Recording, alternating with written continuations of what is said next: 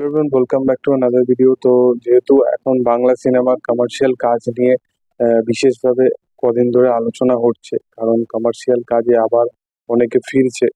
তো অঙ্কুশকে আমরা দেখলাম, ইয়াশকে দেখলাম, বিক্রমকেও আমরা চেষ্টা করতে দেখছি, এবং সে যে অ্যাপ্রোচগুলো অডিয়েন্সের কাছে রাখছে বা সিনেমায় রাখছে সেগুলো খুব ভালো। আগামী দিনে এটা মানে এই যে অডিয়েন্স গুলো যে সে এঙ্গেজ করছে, এগুলো আগামী দিনে আরো বেশি এনহ্যান্স হবে।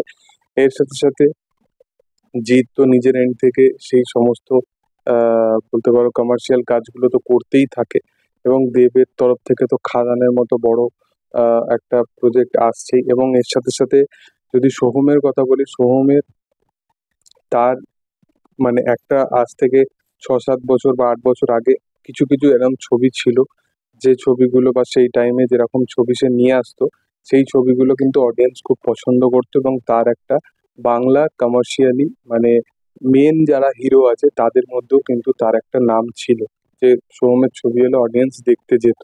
একটা সার্টেন অফ অডিয়েন্স ছিল, তারা কিন্তু তার সিনেমা দেখতো, এবং ধীরে ধীরে সিনেমার মাত্রা যখন নেমেছে, যখন কমার্শিয়াল কাজ বন্ধ হয়ে গেছে, অডিয়েন্সটাকে যেভাবে দেখে প্রস্তুত হয়েছিল সেই জিনিসটা যখনই বন্ধ হয়ে গেছে, আর সেইভাবে সে একসেপ্টেন্সটা ওইভাবে পায় না, যেটা আদার্স মানুষেরা বা আদার্স সেলিব্রিটিরা যেরকম কাইন্ড অফ এই মুহূর্তে একটা অডিয়েন্সের কাছে ইমেজ ক্রিয়েট করে নিয়েছে।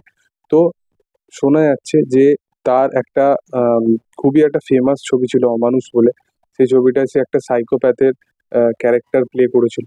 তো এইরকমই কাইন্ড অফ এরকমই জনরার একটা কাজ আবার আসতে চলেছে, যেটা হয়তো সেই ছবির সিকুয়েল নয়, কিন্তু এখানে তার যে চরিত্রটা হবে সেটা কোথাও গিয়ে ওই সাইকোপ্যাথেরই একটা চরিত্র হবে, এবং সে আহ, তার যে সেই সিনেমার মধ্যে যে লুকটা হবে সেটা খুবই কমার্শিয়ালি লুক হবে, এবং সাতখানা আলাদা আলাদা ডিফারেন্ট লুকে তাকে দেখা যাবে সেই সিনেমার মধ্যে, যেটা হয়তো এখনকার লাস্ট কিছু বছরে বাংলা সিনেমার ক্ষেত্রে এই জিনিসটা বেশি দেখা যায় না, যে একটা চরিত্রকে সাতটা লুকেতে এরকম ভাবে কাইন্ড অফ দেখা যায় না।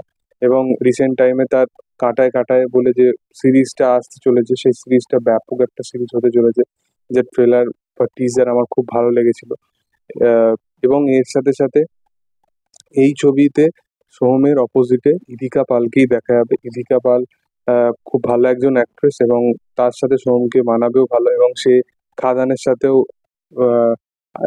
রি অ্যাসোসিয়েট আছে। তো যেহেতু খাদানের সাথে অ্যাসোসিয়েট আছে, তো আমার মনে হয় যে সে আর একটা বড় একটা ফেম পাবে। এমনি সে সাকিব খানের সাথে প্রিয়তমা করার পর একটা কাইন্ড অফ ফেম তো পেয়েছেই, এবং তার পারফরমেন্সও খুবই ভালো। তো আশা করব যে এরকম একটা বড় প্রজেক্টে তার মতো অ্যাক্ট্রেসকেই দরকার। তো দেখার যে আগামী দিনে কি হয়, এবং সোহম এইসব কন্ট্রোভার্সি এই সমস্ত জিনিস ছেড়ে সে সিনেমায় আমি চাইবো যে ফোকাস করুক। দেখার যে আগামী দিনে কি হয়। তোমাদের এটা নিয়ে কি মতামত অবশ্যই কমেন্ট সেকশনে জানিও। ভিডিও ভালো লাগলে অবশ্যই লাইক শেয়ার সাবস্ক্রাইব করে দিও। Thank you all, by.